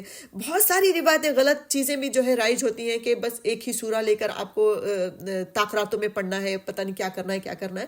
تو ان تمام چیزوں کا صحیح علم حاصل کریں تاکہ آپ کا رمضان پوری صحت مندی کے ساتھ اچھے سے گزرے، ہے نا، پورے کلیئر، بہت ہی کلین اور بہت ہی اچھا گزرے. تو سب سے پہلے ہمیں اپنا جائزہ لینا ہے، پھر جو ہے عبادتوں کے سلسلے میں لسٹ بنانا ہے، گناہوں کی لسٹ بنانا ہے، پھر علم حاصل کرنا ہے، پھر علم کے لیے یا ترجمے قرآن وغیرہ کا جو ہے انتظام کرنا ہے. اب آگے دیکھیں کہ جیسے اسی کے سلسلے میں ایک بات ہے کہ قرآن ہی کو لے لیں کہ اگر ہوتا ہے نا کہ سب کا لیول الگ ہوتا ہے، سب کا انٹرسٹ الگ ہوتا ہے. میرا انٹرسٹ ہے جیسے مثال کے طور پہ مجھے جو ہے تفسیر پڑھنے میں بڑا مزہ آتا ہے، تو میرا زیادہ وقت اس میں گزرتا ہے. نوافل پڑھ لی، 5 ٹائم کی نماز پڑھ لی. کسی کا ہوتا ہے کہ ان کو جو ہے نمازوں میں زیادہ دل لگتا ہے تو وہ زیادہ نمازیں پڑھتے ہیں. یہ اوکے ہے کیونکہ وہ اپنے مزاج کے اوپر ہوتا ہے. خیر کریں تو کچھ نہ کچھ ہم کسی بھی طرح سے اللہ سے جڑے رہیں. اب مثال کے طور پر کسی کا قرآن پڑھنے میں زیادہ انٹرسٹ ہے کہ وہ گھنٹوں بیٹھ کے آرام سے پڑھ سکتا ہے، تو وہ میں ایک ایگزامپل دے رہی ہوں کہ وہ قرآن پڑھنے کا جس کا انٹرسٹ ہے وہ پہلے وہ دیکھے رمضان سے پہلے کہ میرا قرآن کی ادائیگی، الفاظ، تجوید، مخارج یہ سب صحیح ہے یا نہیں ہے. اگر صحیح نہیں ہے تو ابھی 1.5 مہینہ ہمارے پاس باقی ہے، تو ہم کسی ٹیچر سے اس کی کلاسز لے لیں. فری لے سکتا ہے تو لے لے، اگر فری نہیں تو پیسے دے کر اس پہ انویسٹ کرنا بھی جو ہے وہ صدقہ ہی شامل ہوگا نا، کہ قرآن کے علم حاصل کرنے کے لیے فیس دے کر بھی اگر آپ، کیونکہ فیس کا اس لیے میں کہہ رہی ہوں کیونکہ جب فری کلاسز ہوتی ہیں نا تو ہم اس کو بہت لائٹ لیتے ہیں. ہاں، جب پیسہ دیتے ہیں تو تھوڑا اس میں نا یہ ہوتا ہے کہ ارے پیسہ ویسٹ ہو رہا ہے. تو اس طرح آپ ایک علم حاصل کر لیں گے، صحیح طریقے سے قرآن پڑھنے والی بچ جائیں گی. تو یہ بہترین موقع ہے کہ تجوید اور مخارج کو صحیح کر اس کو بھی اپنے رمضان کے لیے تیار رکھیں کہ میرا قرآن صحیح ہو جائے، ہے نا. روزے کے مسائل مجھے معلوم ہو جائے، قیام اور تہجد کے مسائل معلوم ہو جائے، اعتکاف کا طریقہ کیا ہے، اعتکاف کے مسائل کیا ہے. کیونکہ اکثر کیا ہوتا ہے نا، میں نے سنا ہے سال، بلکہ میرے ساتھ بھی ہوتا ہے کہ جب اعتکاف کا ٹائم آتا ہے آخری عشرے میں، جب لوگوں کو دیکھتے ہیں نا کہ اعتکاف میں بیٹھے ہیں تو بڑا دل چاہتا ہے کہ ہم بھی اعتکاف میں بیٹھیں، لیکن سڈنلی دل چاہ، کوئی پلان نہیں ہمارے پاس، اس کے بارے میں نہ علم ہے نہ کوئی پلان ہے، کیونکہ ہم کوئی معمولی ہستی نہیں ہیں ہم عورتیں. ہمیں گھر سنبھالنا ہوتا ہے، ہمیں افطار کا انتظام کرنا، ہمیں سحری کا انتظام کرنا ہوتا ہے. چھوٹے بچے بھی ہیں، بڑے بچے بھی ہیں، گھر شوہر ہے، کسی کے گھروں میں بڑے ہیں، ان سب کا خیال رکھنا پڑتا ہے. تو سڈنلی ہم نے اعتکاف کا ارادہ خیال آیا اور ہم بیٹھ گئے، ہو ہی نہیں سکتا ایسا، رائٹ. تو اعتکاف کے سلسلے میں بھی پہلے سے ہی سوچے کہ رمضان سے پہلے ہی کہ اگر میں اس سال اعتکاف میں بیٹھنا چاہوں، 2 دن ہے، 3 دن ہے، میں کتنے گھنٹے بیٹھ سکتی ہوں، میں کیسے بیٹھ سکتی ہوں، کہاں بیٹھنا میرے لیے بہتر ہے، اس کے لیے مجھے کیا انتظامات کرنا ہے، اس کے لیے میل پریپ ہے پورا. گھر میں شوہر کا یا گھر میں ساس سسر ہے تو ان کا ذہن بنانا کہ میں اتنے گھنٹے میں بیٹھنا چاہ رہی ہوں تو میرا ساتھ دیں، میری ہیلپ کرے. آپ سڈنلی رشتے داروں کو بھی کہیں، شوہر سے کہیں، بچوں سے کہیں، لوگوں کے بھی ذہن تیار نہیں ہوں گے نا، کیونکہ مین کی تو ہم ہیں، گھر کو سنبھالنے والے ہم ہی اگر ایک کونے میں بیٹھ جائیں گے تو وہ بھی تو ہمارے فرائض ہی ہیں. تو اسی وجہ سے پہلے سے یہ سب چیزوں کو سوچ کر رکھنا چاہیے. پہلے سے رمضان سے پہلے ہی ہماری اعتکاف اگر ارادہ کر رہی ہیں تو رمضان سے پہلے ہی ہماری اس کی بھی تیاری ہو جانی چاہیے پورے طور پہ. زکوٰۃ و خیرات و صدقات ہے، اس کے تمام مسائل ہمیں معلوم ہو جانا چاہیے.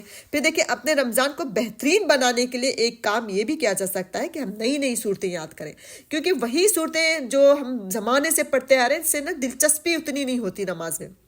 جب ہم نئی صورت یاد کر کے جب نماز پڑھتے ہیں تو نماز میں خشوع خضوع بڑھ جاتا ہے، نماز میں جو ہے ایک دلچسپی، ایک لطف آنے لگتا ہے.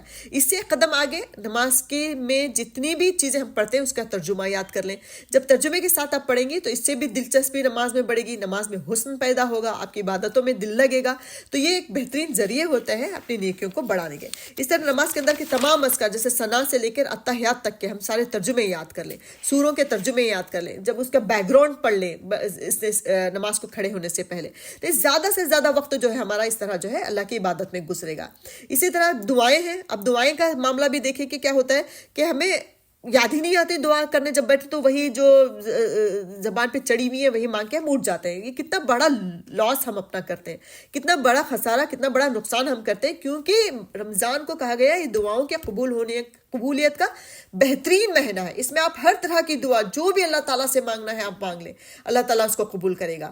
اس کے لیے دیکھیں، اس کے لیے بہترین طریقہ مجھے لگتا ہے کہ ہمیں لسٹ بنا لینا چاہیے کہ ہمیں کیا کیا مانگنا ہے اللہ تعالیٰ کی ذات سے اس رمضان میں.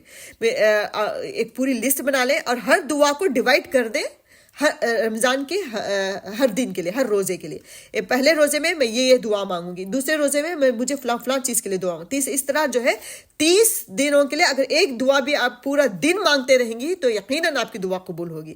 یا ایک کے بجائے آپ 3-4 دعائیں ملٹیپل کرتے جائیں. اگر 2 ہیں تو 60 دعائیں ہو جائیں گی، 90 ہو جائیں گی اگر 3 کر دیں گے.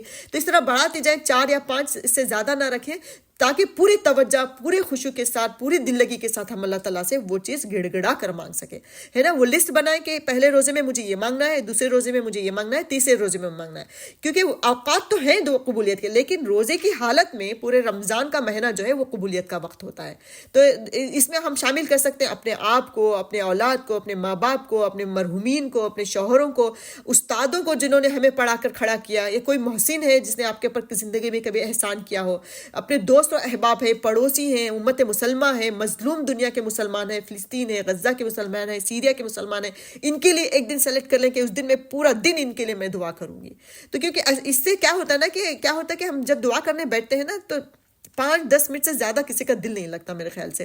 تو توجہ کے ساتھ اگر مانگ رہے ہیں کہ پورے رمضان میں 1-2 بار ہی ایسا ہوتا ہے کہ گڑ گڑا کر ہم اللہ تعالیٰ سے مانگ رہے ہیں، ورنہ ایسی رسمی دعا مانگ کے اٹھ جاتے ہیں. لیکن جب ہم لسٹ بنائیں گے، طے کریں گے کہ یہ آج کے دن میں فلاں کے لیے مجھے مانگنا ہے دعا، اور پورا گڑ گڑا کر پورے توجہ کے پورے دن میں کم سے کم ہم 10 منٹ بھی اگر ہم اس پہ گڑ گڑا کر مانگ لیں گے تو یقیناً انشاءاللہ العزیز ہماری دعا قبول ہوگی، ہے نا. تو رمضان کا یہ مہینہ دعاؤں کی قبولیت کا بھی مہینہ ہے. تہجد کے وقت ہو، سحری کا وقت ہو، افطار کا ٹائم ہو، یہ تمام بلکہ پورا دن ہم روزے کی حالت میں ہوتے ہیں، رات میں قیام کی حالت میں ہوتے ہیں، تو اللہ کے بہت قریب ہوتے ہیں. مانگ لیں جو مانگنا ہو، چاہے دنیاوی چیزیں ہوں، چاہے اخروی چیزیں ہوں، آخرت کی کامیابی ہو، دنیا کی کامیابی ہو، بچوں کی کامیابی ہو، ہدایت ہو، دنیاوی مال و متاع ہو، زیور ہو، کپڑا ہو، جو کچھ ہے اللہ تعالیٰ سب کچھ اللہ تعالیٰ کے خزانے کھلے ہوئے. جب وہ لامحدود دے سکتا ہے تو ہم کیوں محدود چیزیں اس سے مانگے، رائٹ. ہمیں لامحدود مانگنا چاہیے، اور لامحدود مانگنے کے لیے ایک لسٹ بنانی ضروری ہے. ایسے بیٹھ کر جو ہے ہم انسان جو ہے نہیں مانگ سکتے نا گھنٹوں گھنٹوں دعا، رائٹ. تو پورا دن چلتے پھرتے کھانے پکاتے وقت بس اس دعا کو ذہن میں رکھیں، ذکر جاری رکھیں، تو اللہ تعالیٰ آپ کی دعا جو ہے قبول کرے گا انشاءاللہ. پھر خاص کر دیکھیں دعاؤں کے سلسلے میں قرآنی دعاؤں کو اپنی لسٹ میں ضرور شامل کریں. جو انبیاء کی زبانوں سے نکلی ہوئی دعائیں ہیں ان کا ترجمہ، ان کو یاد کریں، ان کو بھی پہلے سے آج ہی سے دعائیں ان کا لسٹ بنا کر ان کو یاد کریں، ان کے ترجمے کو ذہن میں رکھیں، پھر رمضان میں اس کو مانگیں. انشاءاللہ جو ہے یہ بہت پر اثر دعائیں ہوں گی. پھر دیکھیں اس کے بعد سب سے بہترین چیز ذکر الہی، سب سے آسان اور سب سے بھاری میزان میں ہے نا. نبی صلی اللہ علیہ وسلم نے فرمایا ذکر الہی، اللہ تعالیٰ کا ذکر کرنا کہ دیکھیں اس چیز کے لیے کسی خاص جگہ کی یا کسی خاص حیت کی، خاص لباس کی، خاص حالت کی ضرورت نہیں ہے. آپ چلتے پھرتے، اٹھتے بیٹھتے، سوتے، کھانا کھاتے، پکاتے، کوکنگ کرتے ہوئے، ڈرائیونگ کرتے وقت، ہر وقت جو ہے ذکر الہی میں اپنی زبان کو مصروف رکھ سکتے ہیں، اور مصروف بزی رکھ سکتے ہیں. کیونکہ دیکھیں اس کا بہت زیادہ وہ ہے کہ نبی صلی اللہ علیہ وسلم فرماتے ہیں، ایک حدیث ہے کہ میں تمہیں ایک ایسا عمل نہ بتاؤں. نبی صلی اللہ علیہ وسلم نے اصحاب سے پوچھا کہ کیا میں تمہیں ایک ایسا عمل نہ بتاؤں جو سب سے بہترین عمل ہے، پاکیزہ ترین عمل ہے، بلند ترین عمل ہے، اللہ کی راہ میں سونے چاندی خرچ کرنے سے بھی بہتر ہے، جہاد سے بھی بہتر ہے، اور عذاب الہی سے نجات دینے والا عمل ہے. تو صحابہ بہت بے چین ہوئے، اتنی بڑی خوبیوں والا عمل کون سا ہے، ضرور بتائیے اللہ کے نبی. تو نبی صلی اللہ علیہ وسلم نے فرمایا وہ ہے ذکر الہی، اللہ تعالیٰ کا ذکر کرنا، ہر وقت زبان کو اپنی تر رکھنا ذکر الہی سے. پھر دیکھیں حدیث میں آتا ہے، ایک اور حدیث ہے کہ سب سے افضل ذکر لا الہ الا اللہ ہے، اور حدیث میں یہ بھی آتا ہے کہ الحمدللہ کا ذکر میزان کو بھر دیتا ہے. سبحان اللہ والحمدللہ پڑھنا جو ہے آسمان اور زمین کی خلا کو بھر دیتا ہے. یعنی ذکر کے سلسلے میں بھی ہمیں یہ دیکھنا ہے کہ کوئی شرک کے الفاظ ہم اپنی زبان سے نہیں، وہ ذکر اختیار کریں جو نبی صلی اللہ علیہ وسلم سے ثابت ہے، جو انبیاء سے ثابت ہے. تو جیسے نبی صلی اللہ علیہ وسلم نے یہ بتایا نا کہ سب سے افضل ذکر لا الہ الا اللہ ہے. کتنی دیر لگتی ہے لا الہ الا اللہ یاد کرنے میں، سب کو یاد ہی ہے الحمدللہ، اس کے بغیر تو ہم ایمان کے دائرے میں داخل ہی نہیں ہوتے، رائٹ. تو بس لا الہ الا اللہ، کچھ بڑی آپ کو تسبیحات یاد نہیں ہے، کچھ بڑی ذکر و اذکار یاد نہیں ہے، لیکن لا الہ الا اللہ اس سے بھی آسان سبحان اللہ، الحمدللہ، اللہ اکبر کہتے جانا دن بھر یہی آپ پڑھتے رہیں. تو اس کے سلسلے میں اللہ تعالیٰ نبی صلی اللہ علیہ وسلم کیا کہہ رہے ہیں، تو جو میزان کو بھر دیتا ہے، الحمدللہ کا جو لفظ ہے وہ میزان کو بھر دیتا ہے. میزان تو پتہ ہے نا آپ لوگوں کو کیا ہے. حشر کے میدان میں جب ترازو سے ہمارے اعمال تولے جائیں گے، اس وقت جب ہم پریشان کھڑے ہوں گے کہ کسی بھی طرح سے ہمارا نیکیوں کا جو پلڑا ہے وہ بھاری ہو جائے، اس وقت ہمارا دنیا میں الحمدللہ کہنا جو ہے پلڑے کو بھاری کر دیتا ہے. تو سوچے کہ کتنا اجر و ثواب ہے. عام دنوں میں اس کا یہ عالم ہے، تو رمضان المبارک میں تو دگنا ہو جائے گا نا اس کی اہمیت اور اس کا اجر و ثواب. اور سبحان اللہ وہ الحمدللہ یہ سب پڑھنا جو ہے آسمان اور زمین کے خلا کو بھر دیتا ہے. ایک اور حدیث نبی صلی اللہ علیہ وسلم فرماتے ہیں کہ کچھ کلمات ہیں جو زبان سے ادا کرنے میں ہلکے اور میزان میں بھاری اور رحمان کو پسند ہیں. وہ کیا ہے؟ سبحان اللہ و بحمدہ سبحان اللہ العظیم، سبحان اللہ و بحمدہ سبحان اللہ العظیم. اس طرح آپ سرچ کریں کہ جو نبی صلی اللہ علیہ وسلم سے ثابت اذکار ہیں، ذکر و اذکار ہیں جن کی بہت زیادہ قدر و قیمت ہے، ایسے اذکار کو بھی نوٹ ڈاؤن کریں، جگہ جگہ اس کو لکھ کر جو ہے دیواروں پہ، اپنے بیڈ روم میں یا اپنے فریج کے پاس، کچن میں ہم لوگ زیادہ رہتے ہیں وہاں پہ لگا دیں، تو تاکہ ہماری زبان جو ہے وہ ہر وقت ان کلمات سے جو ہے پر رہے، تر رہے ہماری زبان. تو بس ان کلمات کا ورد اپنی زبان پر جاری رکھیں. یہ سب آسان عمل ہے، یہ ذکر دیکھ کے ویسے تو بہت آسان ہے، بھاری اس کی قیمت ہے، بھاری اس کا جو ثواب ہے، لیکن تھوڑا مشکل ہے ہمارے لیے کرنا. کیوں مشکل ہے؟ جب اگر ہم فون کالز اگر ہم بند کر دیں، بیکار کی فضول بکواس باتیں، گفتگو، ڈسکشن کرنا، بیکار کی باتیں کرنا، چھیڑ چھاڑ کرنا، غیبتیں کرنا، ایسے ہی مطلب ڈرامے دیکھنا بیٹھنا، یہ سب چیزیں جب بند کریں گے نا تب یہ ذکر آسان ہوگا. ورنہ کچھ فائدہ نہیں نا. آپ جیسے مثال کے طور پہ ہم کسی کو پکار رہے ہیں لیکن توجہ کے ساتھ نہیں پکار رہے تو وہ کیوں آپ کی طرف متوجہ ہوگا؟ پوری کانشیسلی، پوری توجہ کے ساتھ جب اللہ تعالیٰ کو پکاریں گے وہی ذکر جو ہے وہ آپ کے لیے مفید ہوگا نا. ہم کیا ڈرامہ دیکھ رہے ہیں اور ساتھ میں ہماری زبان چل رہی ہے، ہاتھ تصویر کیا چل رہا ہے، لوگوں کی غیبتیں بھی چل رہی ہیں، فون میں کسی کی چغلیاں چل رہی ہیں، لیکن ذکر و اذکار چل رہا ہے. تو ایسا ذکر کو کوئی فائدہ نہیں ہے. دیکھنے میں تو یہ آسان ہے لیکن تھوڑا بہت مشکل ہے. اگر نفس کو کنٹرول کر لیں، زبان کو کنٹرول کر لیں تو اس سے بڑھ کر فائدہ جو ہے ہمیں کسی سے حاصل نہیں ہو سکتا. تو دیکھیں کہ اب یہ تمام چیزیں کرنے کے لیے اسپیشلی ہم عورتوں کے لیے کیا ضروری ہے؟ Time management. کیونکہ کیا ہوتا ہے کہ ہم نے پوری تیاری کر لی. جیسے میں نے جتنے بھی ٹپس دیے، میں خود اپنے آپ کو رکھتی ہوں، میں نے سب کر لیا. میں نے لسٹ بنا لی، نیکیوں کی، اس کی تفسیر کی کتابیں ڈھونڈ لی، میں نے ذکر و اذکار چن کے رکھ لیے، نمازوں کی عادت ڈالی، قرآن پڑھنے کی عادت ڈالی، سب کر لی. لیکن میں نے ٹائم مینیج نہیں کیا ٹھیک سے. رمضان میں کیا ہوا؟ ٹھیک ایسے ٹائم پہ خاص کر ہم عورتیں کیا کرتے ہیں نا کہ اس مہینے کے 2 سب سے اہم اوقات کو برباد کرتے ہیں. کتنی بھی ویل پلان ہو ہمارے پاس، ہم کیا کرتے ہیں؟ ایک تو افطار کا وقت جس میں ہم سموسے تلنے میں، پکوڑے تلنے میں گزار دیتے ہیں، جو کہ دعاؤں کا قبولیت کا وقت ہوتا ہے. دوسرا آخری عشرہ رمضان کا، یعنی آخری 10 دن جو پورے مہینے کی جان ہوتی ہیں، جو پورے مہینے کے سب سے اہم دن ہوتے ہیں. اس عرصے میں ہم کیا کرتے ہیں؟ عید کی شاپنگ، یا تھک جاتے ہیں عبادتیں کر کے، اب بس نڈھال ہیں، اب بس باتیں چل رہی ہیں، تم نے شاپنگ کر لی، میں نے شاپنگ کر لی، وہ ویب سائٹ کھول رہے ہیں، یہ ویب سائٹ کھول رہے ہیں، وہاں میلے پہ جا رہے ہیں، یہاں میلے پہ جا رہے ہیں. اس طرح کر کے ہم آخری عشرہ بھی برباد کر دیتے ہیں. تو کتنے افسوس کی بات ہے نا کہ اتنے بھوکے پیسے رہ کر، اتنی پلاننگ کر کے بھی بہت ہی آسانی سے ہم خود ہی اپنے اعمال کو آگ لگا دیتے ہیں. کتنے دکھ اور کتنے افسوس کی بات ہے نا. تو اسی وجہ سے دیکھیں، یقیناً میرا کہنے کا مطلب یہ نہیں کہ آپ شاپنگ نہ کریں، آپ جو ہے افطار نہ بنائیں. یقیناً ہمیں ان سب چیزوں کا بھی اہتمام کرنا چاہیے. بلکہ اگر کسی کے گھر میں بچے روزے رکھنا شروع کر دے ہوں، جوان بچے ہوں یا چھوٹے بچے روزہ رکھنا شروع کر دیں، تو ان ماؤں کو تو مزید اہتمام سے افطار کا اہتمام کرنا چاہیے، مزید اچھے طریقے سے افطار کا اہتمام کرنا، ان کی پسندیدہ چیزوں کو ہی افطار میں رکھا جائے. کیونکہ دیکھیں کہ وہ معصوم بچے جو یہاں کے اسکولس میں جاتے ہیں، جہاں پہ لنچ ٹائم میں، اسنیکس ٹائم میں بہترین خوشبوئیں ان کی طرف چاروں طرف آ رہے ہیں، ایسے ہمارے بچے، روزے دار بچے، بھوکے پیاسے بچے ان خوشبوؤں کو برداشت کرتے ہیں اللہ رب العزت کی ذات کے لیے، اپنے اعمال کے لیے. ایسے بچے جب افطار کے ٹیبل پر بیٹھیں، ہم ان کو جو ہے تقوی کے نام پر پھیکا سیکا سادہ سا افطار کروا دیں تو یہ ان کے پر ظلم ہی ہوگا، بلکہ دین سے یا دینی فرائض سے دور کرنے کا ایک سٹیپ ہو جائے گا. یہ ہے نا کہ وہ بچوں کو بھی تقوی کہتے ہیں کہ تقوی تک پہنچتا انسان 40 سال کے بعد بھی نہیں پہنچتا انسان تقوی پہ. ہم ان معصوم بچوں سے کہیں کہ سادہ سا افطار کرو، کیونکہ یہ جو ہے سنت ہے، یا جو ہے یہ بہت زیادہ کھانا یا بہت زیادہ اچھی چیزیں کھانا جو ہے رمضان کا وہ ختم کر دیتا ہے. یہ بچوں کے لیے نہیں ہے. جو بچے نئے روزہ رکھنا شروع کرتے ہیں، ان کی تربیت کا حصہ ہے کہ ان کی مائیں ان کے لیے اہتمام کے ساتھ افطار بنائیں، بہترین چیزیں بنائیں، اور جو ہے ان کی پسند کی چیزیں بنائیں. لیکن بات صرف یہی ہے کہ ہم پلان اس کا پہلے کریں، میل پریپ پہلے کر لیں.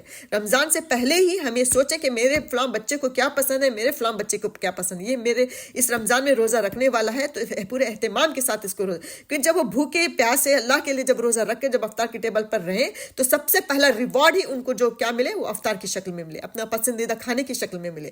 تو لیکن بات صرف یہی ہے کہ ہم پلان اس کا پہلے کر لیں. ایسا نہیں کہ اس ٹائم کریں، اس ٹائم کریں گے تو اپنے عمل بھی ضائع ہوں گے نا. یہ بچوں کے لیے ایک اچھا نمونہ بھی آپ نہیں پیش کر رہی ہیں کہ ماں جو کھڑی ہے پورے ٹائم افطار دعاؤں کے اس اہم وقت میں جو ہے اپنا پورا ٹائم کچن میں گزارنا، یہ ایک اچھا نمونہ نہیں ہے. آپ پہلے سے اس کا میل پریپ کریں. بے شمار سوشل میڈیا پہ آپ کو ٹپس مل جائیں گی، اس میں پہلے سے بنا کے فریز کر سکیں. الحمدللہ فریزرز ہمارے پاس ہیں، اس میں ڈالیں، اس میں سب کچھ تیار کر کے رکھیں، اور ڈیلی ان کے حساب سے ان کے پسند کا کھانا ان کے سامنے رکھیں، تاکہ جو ہے ان کو مزید رغبت ہو روزے سے اور دینی فرائض سے، ہے نا. تو ایک تربیت کا ایک بہت بہترین ذریعہ ہے. اسی طرح جو ہے آخری عشرے کی جو بات میں نے کہی کہ ہم شاپنگز وغیرہ میں گزار دیتے ہیں، بالکل عید کا اہتمام کرنا بھی جو ہے وہ سنت کے عین مطابق ہے. کوئی دین کے خلاف بات نہیں ہے کہ آپ عید کے کپڑے نہ پہنیں، بلکہ ہمارے لیے اللہ کے نبی صلی اللہ علیہ وسلم نے صرف 2 خوشی کے دن بتائے، ایک عید اور بقرعید کا دن ہے نا. تو اس میں دوسری شادیوں، عقیقے، دوسروں کے فنکشنوں سے بڑھ کر ہمیں اس میں زیادہ تیاری کرنی چاہیے. بہتر سے بہتر لباس، بہتر سے بہتر اچھی چیز ہمیں مہیا کر کے ہمیں بچوں کو بھی دینا چاہیے اور خود بھی پہننا چاہیے. لیکن وہی بات، اس کی بھی شاپنگ ہم پہلے کر سکتے ہیں. رمضان سے پہلے ہی ساری شاپنگ ڈن کر دیں. جو بھی جولری ہے، کپڑے ہیں، بچوں کے ہیں، شوہر کے ہیں، ہمیں اس کے بعد جو ہے رمضان کے اندر جیسے رمضان میں انٹر ہوں، اس کے بعد ہمیں کوئی ویب سائٹ نہیں اوپن کرنا، کسی بھی میلے میں نہیں جانا ہے. اس سے پہلے جو کرنا ہے، جو تیاری کرنی ہے، ہمیں سب کچھ کرنا ہے. اس کے لیے بھی رمضان سے پہلے ہم پوری شاپنگ کر سکتے ہیں، اور یہ ممکن ہے، پاسبل ہے، ہم بہت آسانی سے کر سکتے ہیں. تو رمضان دیکھیں کہ صرف عبادتوں، دعاؤں، ذکر و اذکار کے لیے باقی رہے، رائٹ. اس کے علاوہ ہمارا کوئی دوسرا کام وہاں پہ نہ ہو. اور اگر افطار بھی کرنے کا پلان ہے، کیونکہ افطار کروانا، روزے دار کا روزہ کھلوانا بھی کی بھی اپنی جگہ ایک بڑی اہمیت رکھتا ہے. اگر اس کا بھی آپ کا پلان ہے تو اس کی بھی پریپ ہم پہلے ہی کر سکتے ہیں، پہلے ہی تیاری اس کی بھی ہم کر سکتے ہیں. ڈیٹ بھی پہلے ہی فکس کر لیں، انوائٹ بھی پہلے کر دیں، اور جو ہے تیاری بھی اس کی پہلے کر سکتے ہیں، سب کچھ کر سکتے ہیں. اسی طرح تاخیراتے ہیں، جب تاخیراتے آتے ہیں تو تب بھی نہیں، اچانک تاخیراتوں کے ٹائم پہ بھی ہم کھڑے ہو جاتے ہیں کہ آج مجھے پوری رات جاگنا، لیکن کیا کرنا کچھ سمجھ میں نہیں آ رہا. 2-4 رات 10 12 15 20 رکعت پڑھ لیا اور تھک گئے، 2-4 پیجز پڑھ لیا اور ہم لوگ تھکان محسوس کرنے لگتے ہیں، بور ہونے لگتے ہیں کہ اب کیا کریں. دعائیں بھی زیادہ دیر نہیں مانگی جاتی. تو اس کے لیے بھی پہلے سے پلان کر لیں کہ اس والی تاخیرات میں مجھے کیا کرنا ہے، اس والی تاخیرات میں کیا کرنا ہے. آپ بزرگوں کو پڑھیں کہ وہ لوگ کیا کرتے تھے. بہت ساری چیزیں ہیں، صرف نوافل، صرف تلاوت ہی نہیں ہے، بہت ساری چیزیں کر سکتے ہیں. جیسے کہ آپ تفسیر پڑھ سکتے ہیں، کسی ایک سورے کو ٹارگٹ بنائیں، اس میں سے مین پوائنٹس نکالیں، اس کے پر غور و فکر کر سکتے ہیں، یا کوئی حلقہ کر سکتے ہیں، یا کچھ بھی اس طرح کی ایسی چیزیں کریں جو انٹرسٹنگ بھی ہو، جو انٹریکٹیو بھی ہو. کسی دن فیملی کو لے کر بیٹھیں. اسی طرح جو ہے اپنی اس پوری پلاننگ میں بچوں کو ضرور شامل رکھیں. بچوں کے اسکول چل رہے ہیں، چھوٹے بچے ہیں، بڑے بچے ہیں، ان کے اسکول اور آفٹر اسکول پروگرامز، ان تمام چیزوں کو ذہن میں رکھتے ہوئے کیسا اسکیڈول بنائے کہ ان کے بھی عام دنوں کے مقابلے میں رمضان میں کچھ ایکسٹرا نیکیاں ہو جائیں. ان کو بتائیں اس کی اہمیت، ابھی سے ان کے ذہن تیار کریں کہ رمضان آنے والا ہے تو تم تھکو گے، تمہیں تھوڑا عام دنوں کے مقابلے میں تمہیں تھوڑا کم نیند ہوگی، تمہیں بھوکا رہنا پڑے گا، لیکن تمہیں تیار رہنا ہے. عام دنوں میں تم 8 گھنٹے سوتے تھے، اس مہینے میں تم 6 گھنٹے سو لو، 4 گھنٹے سو لو، لیکن مرو گے نہیں. مرو گے تبھی جب تمہاری موت آئے گی، ہے نا. نیند کے کم ہونے کی وجہ سے یا کھانا کم ہونے کی وجہ سے کبھی موت نہیں آتی. یہ بچوں کو یقین ان کے دلوں میں پیدا کریں. یہ ماؤں کا ہی کام ہو سکتا ہے، ہم ہی کر سکتے ہیں، باپ نہیں کر سکتا. یہ سب ہم ہی کر سکتے ہیں، ہمیں ہی کرنا چاہیے. ان کو بتائیں کہ تمہارا اسکیڈول ڈسٹرب ہوگا، تمہیں جو ہے سحری میں اٹھنا پڑے گا، 1-1.5 گھنٹہ وہاں پہ جا کے پھر اسکول جانا پڑے گا. وہاں پہ جا کے تمہیں اونگ ہوگی، لیکن تم اسے برداشت کرنا پڑے گا. وہاں پہ اچھی خوشبوئیں ہوں گی، لیکن تمہیں برداشت کرنا پڑے گا. پھر اس کے علاوہ سیٹرڈے سنڈے آ رہا ہے، تو اس سیٹرڈے سنڈے پورا ویک تو تمہیں نہیں ملا، تو اس میں تم جو ہے تہجد کے لیے اٹھ جاؤ، اس میں تراویح کے لیے چلے جاؤ، اس میں ایکسٹرا پیجز قرآن پڑھ لو.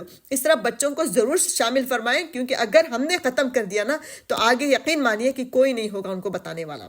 آگے کی جو بھی بیویاں ہوں گی، جو بھی مائیں ہوں گی، جو بھی ہوگا آگے کا جنریشن تو بس اللہ رب العزت کے ہاتھ میں ہے. تو مطلب ہر جنریشن کو یہی سوچ کے کرنا ہے کہ میں ہی ہوں جو بتانے والی ہوں، اس کے علاوہ پتہ نہیں کون بتائے گا ان کو، رائٹ. تو یہ بچوں کو ضرور شامل کریں، ان کے ساتھ بیٹھ کر ان کا پلان میں ان کی ہیلپ کریں، انہی سے پوچھ کر جو ہے آپ ان کی ہیلپ کر سکتے ہیں. تو اور اس کے علاوہ دیکھیں کہ رمضان جو ہے مواسات کا، رحمت کا مہینہ ہے. تو اس میں اپنے نان مسلم نیبرز کو، نان مسلم فرینڈز کو بالکل بھی نہ بھولیں. ان کو ضرور اپنے لسٹ میں شامل کریں کہ کسی بھی طرح سے ان تک جو ہے رمضان کا پیغام پہنچائیں. ان کو بتائیں کہ یہ مہینہ جو چل رہا ہے یہ ہمارے لیے کتنا امپورٹنٹ مہینہ ہے. افطار بھیج کر یا افطار پہ بلا کر یا رمضان کا کوئی بھی گڈی بیگس وغیرہ بنا کر، کوئی تحفہ بنا کر ان کو بھیج دیں. اسی طرح نیبرز ہیں، فرینڈس ہیں، یا جو ڈلیور کرنے کے لیے جو آتے ہیں نا، DHL والے کے ڈرائیورس وغیرہ یا امیزن کے ڈرائیورس والے، یا جو کچرا اٹھانے کے لیے رکھنے کے لیے آتے ہیں وہ، تو ان لوگوں کو بھی آپ شامل کریں، کیونکہ ہمارے ریچ میں جتنے لوگ ہیں ان کے بارے میں ہمارے سے سوال ہوگا کہ ہم نے ان تک پہنچایا نہیں پہنچایا. صرف رمضان کا آپ ایک گفٹ دے دیں گے تو بس یہی دعویٰ کا کام ہو جائے گا. وہ سوچنے پہ مجبور ہو جائیں گے کیا چیز ہے، کیا رمضان ہے، پھر وہ ہو سکتا ہے کہ وہ وہاں تک پہنچ جائے، رائٹ. ایک چھوٹی سی چیز آپ کا جو ہے وہ ذریعہ بن سکتی ہے ان کے دین تک آنے کا. تو یہ کچھ ٹپس تھے جو میں نے آپ لوگوں کے سامنے رکھے کہ انشاءاللہ اللہ رب العزت سے بہت زیادہ دعا ہے. اگر آپ لوگوں کے ذہن میں بھی کچھ ہو تو ضرور گروپ میں ڈالیں کوئی ایسی ٹپ جو سب کے لیے مفید ہو, جو عبادتوں کے سلسلے میں بھی, اخلاق و کردار کے سلسلے میں بھی, رشتوں کے سلسلے میں. میں پوائنٹ بھول گئی کہ اگر کسی کے لیے آپ کے دل میں برازگی ہے, کوئی برائی ہے, بغض ہے, ناد ہے, تو سب سے پہلے اللہ رب العزت سے دعا کریں کہ اللہ تعالیٰ میرے دل کو صاف کر دے, کیونکہ صاف دل کی عبادتیں ہی جو ہے وہ قابل قبول ہوتی ہیں. اگر کسی سے آپ ناراض ہیں تو ان کو معاف کر دیں, اگرچہ ڈسٹینس بنائے رکھیں کہ ایسا ہو کہ کیونکہ دوبارہ تعلق جوڑنے سے ہو سکتا فتنہ ہو, لیکن آپ معاف کر کے ڈسٹینس بنا کے رکھ سکتی ہیں. تو اس طرح جو ہے رشتہ داروں کا بھی, جو دور دور کے رشتہ دار ہیں ان کو بھی ایک مرتبہ کال کر کے بات کر لیں, سلام کر لیں, خیریت پوچھ لیں. تو یہ سب یہ چیزیں جو ہے انسان کے اندر عاجزی پیدا کرنے کے ذریعے ہوتی ہیں نا, لوگوں سے بات کرنا, کنیکشن بڑھانا لوگوں سے, یہ انسان کے اندر سے گھمنڈ اور تکبر کو ختم کرتا ہے. تو گھمنڈ اور تکبر سے خالی دل, بغض و اناد سے خالی دل کی عبادتیں جو ہیں وہ زیادہ قابل قبول ہوتی ہیں. تو اللہ رب العزت سے بہت زیادہ دعا ہے کہ اللہ تعالیٰ ہمیں رمضان تک پوری صحت کے ساتھ, پوری نیکی کے ہدایت کے ساتھ, توفیق اور نیک جذبے کے ساتھ پہنچائے. اور میرے آپ سے گزارش ہے کہ اگر کسی کے پاس کوئی بھی اچھی ٹپ ہو تو ضرور گروپ پہ شیئر کریں. بس اللہ میرا اور آپ کا حامی و مددگار ہو, اور اللہ تعالیٰ ہمارے اعمال کو قبول کرنے والا ہو, ہمیں رمضان تک پہنچانے والا ہو. انشاءاللہ اگلا ٹاپک ہم جو ہے رمضان کے روزوں کے مسائل کو لے کر ہم انشاءاللہ چلیں گے. انشاءاللہ اللہ تعالیٰ ہماری مدد کرے. وآخر دعوانا ان الحمدللہ رب العالمین. سبحانک اللہم و بحمدک, نشہد ان لا الہ الا انت, نستغفرک و نتوب الیک. السلام علیکم و رحمۃ اللہ وبرکاتہ.